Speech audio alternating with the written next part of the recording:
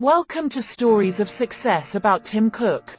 Today we will talk about Chief Executive Officer of Apple's career. Timothy Donald Cook has been the Chief Executive Officer of Apple Inc. since 2011. He previously served as the company's Chief Operating Officer under its co-founder Steve Jobs. In 2014, Cook became the first chief executive of a Fortune 500 company to publicly come out as gay. Cook also serves on the boards of directors of Nike, Inc. and the National Football Foundation, and is a trustee of Duke University. In March 2015, he said he planned to donate his fortune to charity.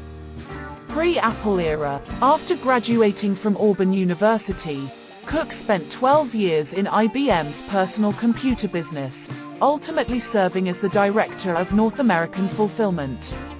During this time, Cook also earned his MBA from Duke University, becoming a Fuqua Scholar in 1988. Later, he served as the Chief Operating Officer of the Computer Reseller Division of Intelligent Electronics. In 1997, he became the Vice President for Corporate Materials at Compaq for 6 months, but left the position after being hired by Steve Jobs. Early career. In 1998, Steve Jobs asked Cook to join Apple. In a commencement speech at Auburn University, Cook said he decided to join Apple after meeting Jobs. Any purely rational consideration of cost and benefits lined up in Compaq's favor, and the people who knew me best advised me to stay at Compaq.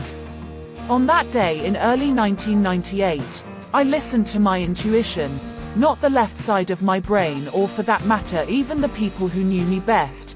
No more than 5 minutes into my initial interview with Steve, I wanted to throw caution and logic to the wind and join Apple.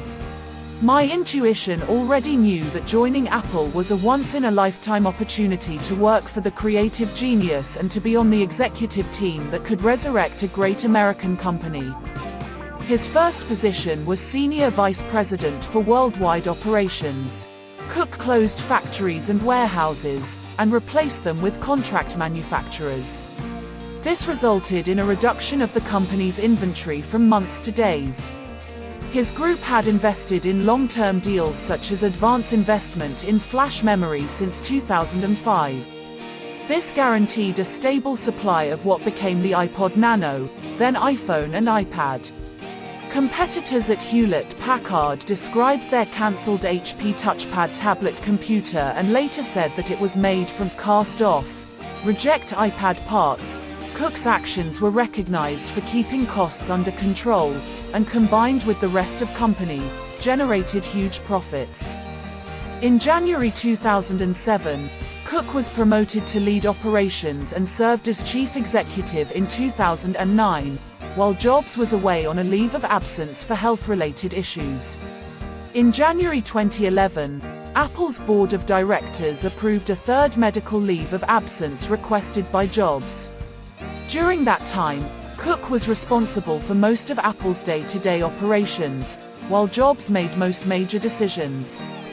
After Steve Jobs resigned as CEO and became chairman of the board, Cook was named the new Chief Executive Officer of Apple Inc. on August 24, 2011.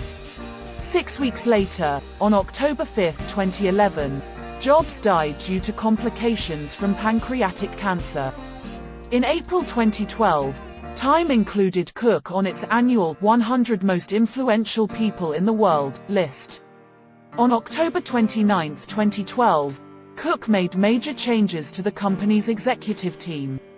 Scott Forstall resigned as Senior Vice President of iOS, and became an advisor to Cook until he eventually departed from the company in 2013. Cook made the executive changes after the third quarter of the fiscal year, when revenues and profits grew less than predicted. One commentator said that Forstall was forced to step down, as Cook decided to lance the boil as internal politics and dissent reached a key pitch. In May 2016, Cook traveled to China to meet with government officials there after the closure of Apple's online iTunes Store and Apple Bookstore by the Chinese government. On February 28, 2014, Cook made headlines when he challenged shareholders to get out of the stock if they did not share the company's views on sustainability and climate change. Representative Tom Malinowski, Representative Alexandria Ocasio-Cortez, and several other lawmakers criticized Cook over Apple's decision to remove an app used by pro-democracy protesters in Hong Kong from its App Store.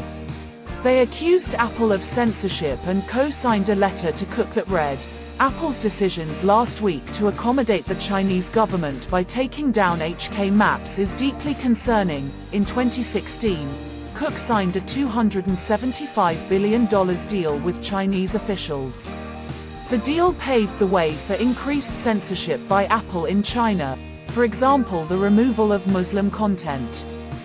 Cook attended a summit held by President Barack Obama on August 8, 2013, in regard to government surveillance and the Internet in the wake of the Edward Snowden NSA incident.